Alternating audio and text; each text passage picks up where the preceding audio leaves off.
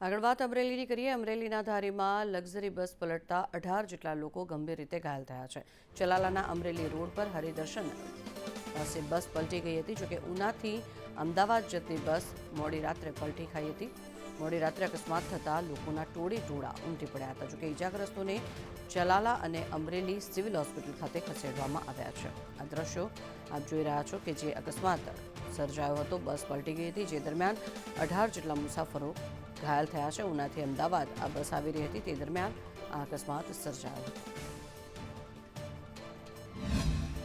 અયુબભાઈ નામે કોઈ ડ્રાઈવર હતા, એને ટ્રાવેલર્સ છે એ બેદરકારીપૂર્વક ચલાવી અને બસને છે રોડ ઉપરથી નીચે ઉતારી દીધી હતી અને અંદર રહેલા મુસાફરોને ખૂબ ઈજા પહોંચી છે। અત્યારે અમે લોકો ચલાલા સરકારી જે દવાખાનું છે, આરોગ્ય કેન્દ્ર છે, તેમાં દાખલ થયા છે। ઘણા બધા મુસાફરોને ગંભીર ઈજા પણ થઈ છે અને આ બાબતે હું હરિદર્શન ટ્રાવેલ્સના માલિક અને ડ્રાઈવર ઉપર શાહ અપરાધ માનવ વધનો ગુનો પણ દાખલ કરવાનો છું।